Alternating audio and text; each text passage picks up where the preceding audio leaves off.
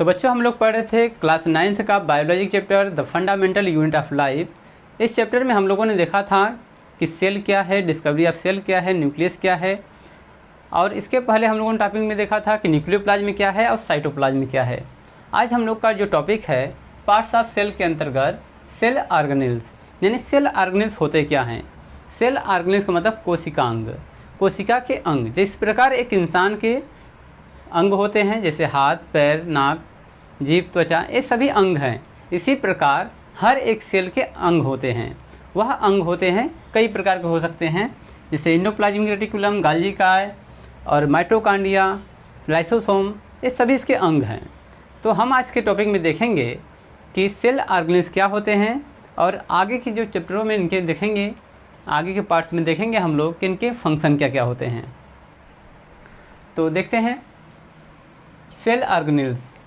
The cellular components are called cell organelles. दो cell, यहाँ देखिए सेलुलर कंपोनेंट्स, किसी भी कोशिका के अंदर पाए जाने वाले अंग या जो भाग हैं आर कॉल्ड कहे जाते हैं सेल ऑर्गेनेल्स। तो सेल ऑर्गेनेल्स यानी कि कोशिकांग हम उन्हें कहते हैं जो सेल के अंदर कंपोनेंट्स के रूप में मौजूद होते हैं। आगे cell organelles are membrane bound the structure in a cell, यानी कि सेल ऑर्गेनेल्स जो होते हैं वह सेल मेम्ब्रेन से जुड़े होते हैं और वह सेल का स्ट्रक्चर को तैयार करते हैं, यानी कि सभी कोशिकांग मिल करके एक सेल का निर्माण करते हैं। दे आर इन्वॉल्व, वो सभी इन्वॉल्व होते हैं इन वेरियस सेलुलर फंक्शन, सभी जो है अलग अलग कार्यों के लिए सेल के अंदर जो है अलग अलग कार्य को करते हैं या फिर इन्वॉल्व होते हैं। सभी का अपना एक अलग फंक्शन है, सभी का अलग कार्य होता है। सेल ऑर्गेनेल्स दो टाइप के हो सकते हैं, पहला है डबल लेयर मेम्ब्रेन और दूसरा है सिंगल लेयर मेम्ब्रेन। यहाँ पर डबल लेयर मेम्ब्रेन क्या होता है, यानी कि सेल के अंदर जो कोशिकांग है अगर उनके बाहर जो है डबल लेयर हो तो इसे डबल लेयर मेम्ब्रेन कहेंगे।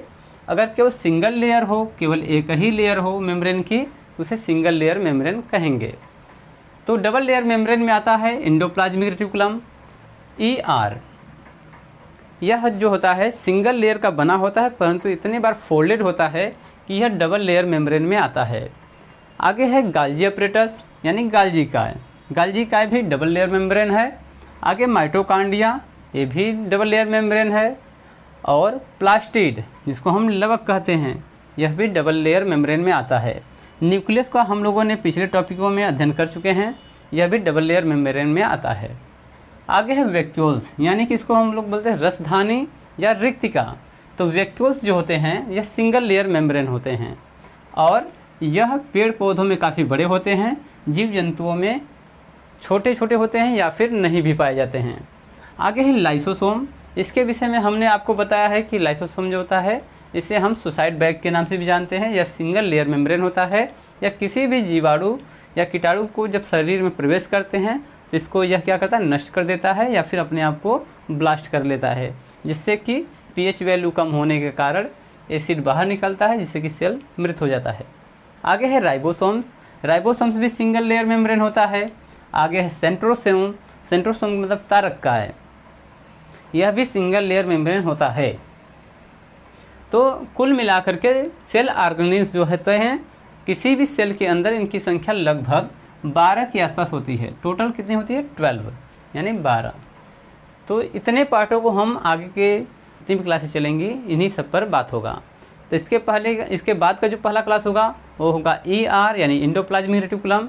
इसके बाद सभी क्लासों को हम बारी बारी अध्ययन करेंगे। तो सबसे पहले हम देखेंगे कि डबल लेयर मेम्ब्रेन जितने हैं, जितने भी पार्ट्स इसके हैं इसको कवर करेंगे।